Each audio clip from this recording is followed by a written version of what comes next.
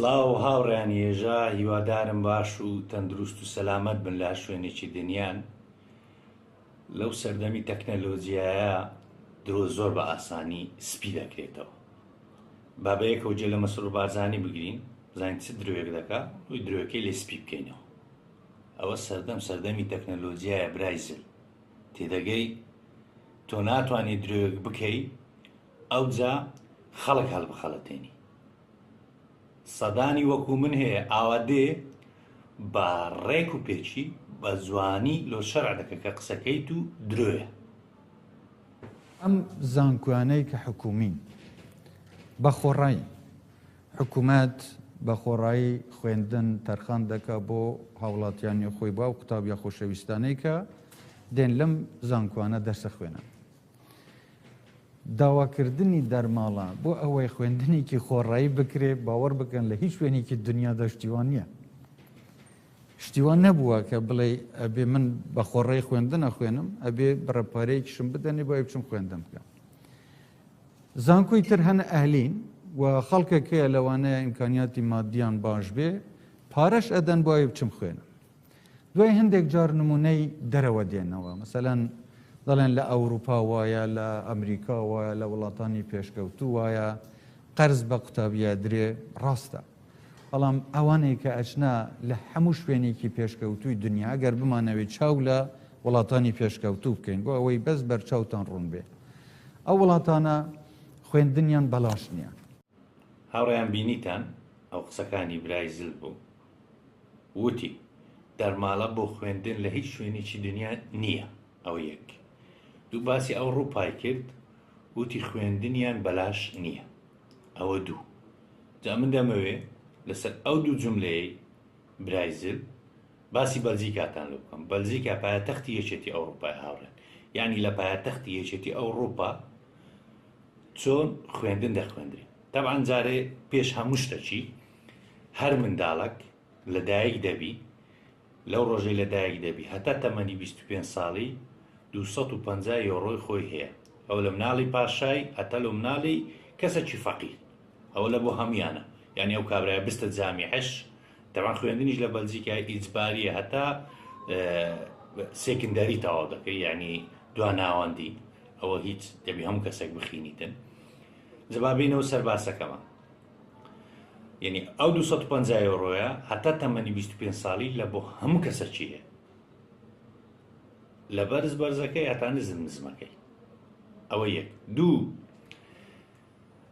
ئەگەر دایک و باوکی منداڵێک کە دەچێتە جامیعەی داهاتەکەی، یعنی دایک و باوکیان داهاتەکەیان لە 30,000 کەمتر بێتن لە ساڵێک، تقریبەن مانجی دەکا 1250 لە بۆ هەر یەکەچیان، یعنی 2500 کەمتر بی لە مانگەچی ئیداک و باوکی، ئەوە خوێندنەکەی بەلاشە.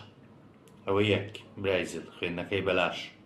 دوو، 4000 یۆڕۆش پێ دەدرێت لە بۆ ئەوەی خیدنەکەی بخین، تقریبەن مانجی دەکا 100 یۆڕۆ 4 ساڵ برێ 90 یۆڕۆ 90 یۆڕۆشتە چوا دەکات. ئەوە دوو.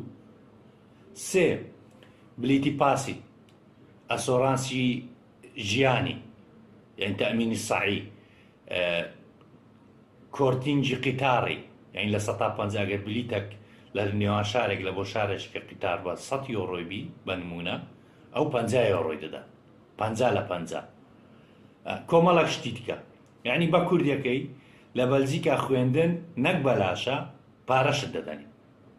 باشە با پرسیارەشکە بکەین لەوەی برایزل بە جوانی تێبگات.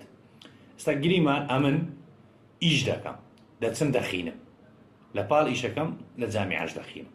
باشە کرێی خینەکەم چۆنە و چۆن هاوکاریشم دەکەین. ئەگەر بێت و ئەمن لە کاتی ئیشەکەم داهاتی مانگانە لە 1250 کەمتر بی، یعنی لە ساڵێک 13000 بی وەکو شەخسێک، ئەوە خوێندنەکەم بەلاشە، ئەو 4000ەش وەردەگرم. باشە ئەگەر ئیش نەکەم چۆن دەخینم؟ کرێی خوێندنم نییە. تێدەگەیان بە دیاریکراوی کرێی خوێندن ئەگەر ئیش بکەم 1000 یۆڕۆیە. ئەگەر ئیش بکەم بەڵام ئەگەر ئیشەکەم لە 13,000 کەمتر بی لە ساڵانە کە کەمترین ئاستی ژیانە دەکەم مانجی 1250 شتێکی ئاوە ئەو خینەکەم بەلاش دەبیت ئەو هەزارش نادەم و پارە وەردەگرم.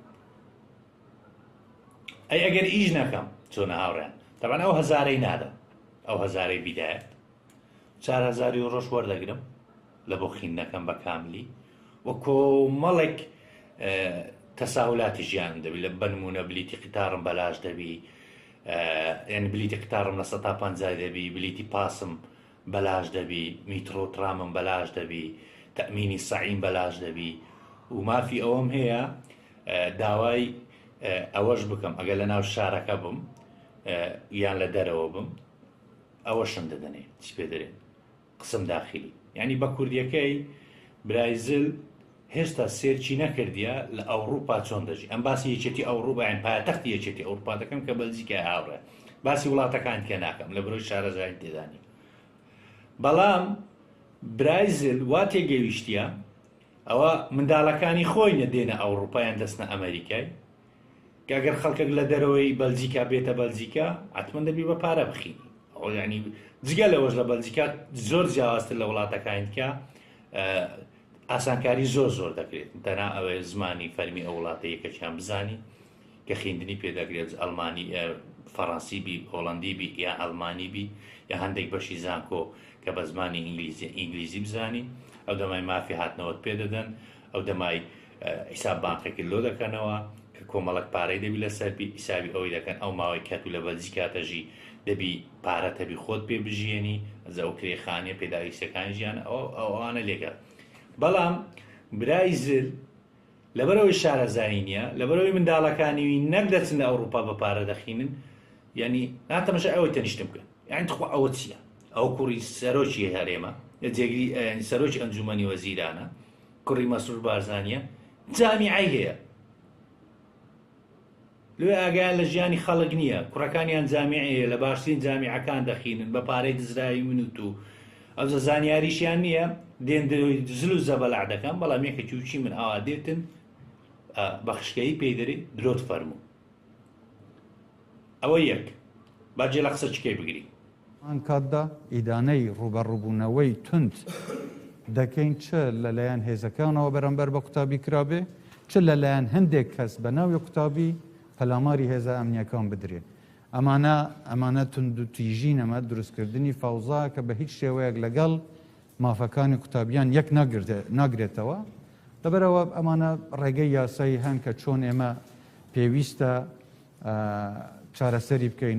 هاوڕێیان جێتان لێبوو برایزل گوتی ڕوبەڕووی هەموو ئەوانە دەبینەوە لە ڕووی یاسایی کە پێشێرکاریان بەرامبەر بە خۆپیشاندەران دەدێت چ لە ناو خۆپیشاندەران کە پێشێرکاریان بەرامبەر هێزە ئەمنیەکان کردێت چ هێزە ئەمنیەکان بەرامبەر بە خۆپیشاندەرانی بێت.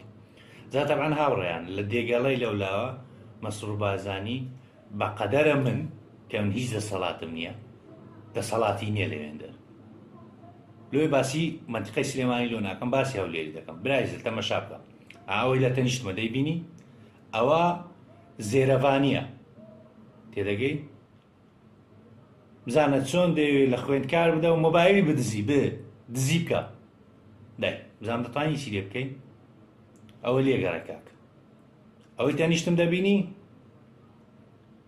ئەوەش پۆلیسە باشە یەک لە بەڵتەچیەکانە لە دەیان کچیدا لە خۆپیشاندانەکە دەیان ڤیدیۆش هەیە ئەوە دوو واز لەو دوانە بینە ئەوەی تەنیشتم دەبینی ئەوەی ئێستا ئەوەیان بەرپرسی نووسنگەی یەکێتی قوتابیانی حیزبەکەیتووە باشە ئەوەندە بێت چاوەڕووە لە ناو لای فێرش دەکاتە سەر ڕۆژنامە نووسی دەیبزانم چی بەرامبەری دەکەی باسی سلێمانیم لۆ مەکە ئەو قسە قۆڕانە دەزانم لەوێندە هیچ دەسەڵاتت نییە باسی هەولێر لۆ دەکەم دایان خوێندکارتان گرتووە هەمویان ئەزیەتیان درایە باسی ئەوانەش ناکەم بەس باسی ئەو سێ چار نمونەیە لۆ دەکەم کە ئەوانەنە ئابا لە بیریشم نەچی زۆر مەرەخلە و کابرایی دەخۆم ها دەبینی ئەو لەناو بازنەمدانەیە یعنی تخوا ئەوە چییە نە پۆلیسە نە زێرەوانیە نە ئاسایشە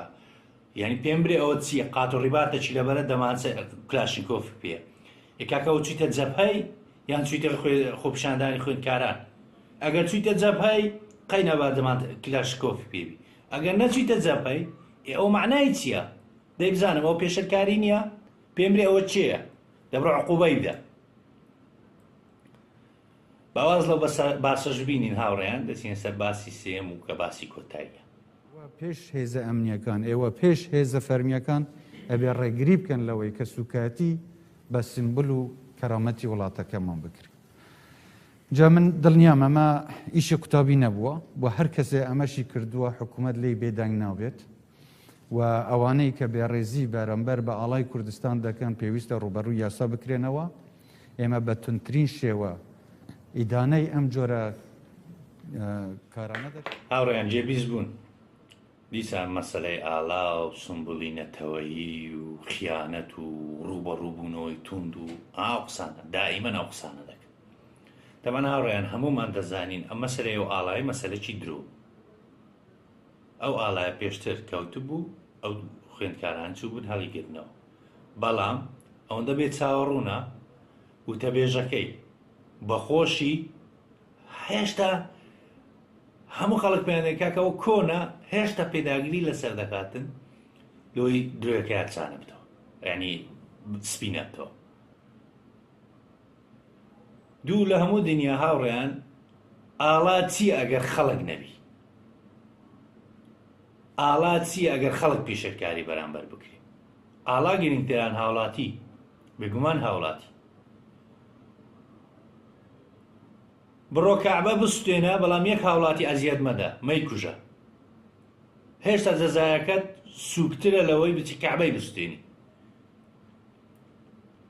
بەڵام جەنابی هاتیە کەچی قسەکە درۆیە بەس لەوەی نییە ئیشەکەی بەلاڕێدا بە دووبارە مەسەلەی ئاڵا و سمبولینەتەوایەتی و هاو قانە قۆڕانە ئۆ برای زل تێبگە لە لای ئێمە ئینسان زۆر زۆر میمترە لەو قاوانە سوتاوانەی کە ئەنگۆ چەند ساڵە مێشتیمەتان پڕ کردیە ئێستا تێگەیشتین بەسە نە کوردایەتەکەتان لە بۆمە بووە نە حکومڕانیەکەتان لە بۆمە بووە هیچتان لە بۆمە نەبووە هەمووی لە بۆ بنەماڵە و پڕکردنی ژیرفانی خۆتان بووە ئەمە چ لە پەرلەمان بکەم کە نەتوانی ئەوەندە زەلیل بی نەتوانی حکومەتەکەی سەرپێشێ مقەدەساتی پەرلەمان لە چییە یعنی تف لەو پەرلەمانەی بکە چ لەو حکومەتەی بکەم کە هاوڵاتیەکانی دەخاتە کۆنجی زیندانەوە بەبێ هۆکار تف لەو حکومەتەی چ لەو حکومەتێکی بکەم نەفتەکەم دەدزی بەڵام موچەم نادا تف لەو حکومەتەی ئەگەر بەم قەدەساتی دەزانی چ لەو حکومەتەی بکەم کە سەرۆک وەزیرانەکەی ئاڵا بە سمبولینەتەوەیی دەزانی بەڵام چل بارەگای میتی تورک جل بارەگای سوپای تورک لە ناو کوردستانە تف لەو حکومەتەی چ لەو حکومەتەی بکەم چ لەو پەرلەمانەی بکەم کە کەسێک بە پێش دەندرمەی تورکی دەکات دەهاتە ناو خاچی کوردستان ڕێنووی دەکردن کەچی پەرلەمانتارە تف لەو پەرلەمانەی یعنی زۆر شت کە هاوڕێیان ئەگەر باس بکەین بەڵام ئێرە باس نییە کۆتا قسە کە دەمەوێت بیڵێم لە دنیا ئێمە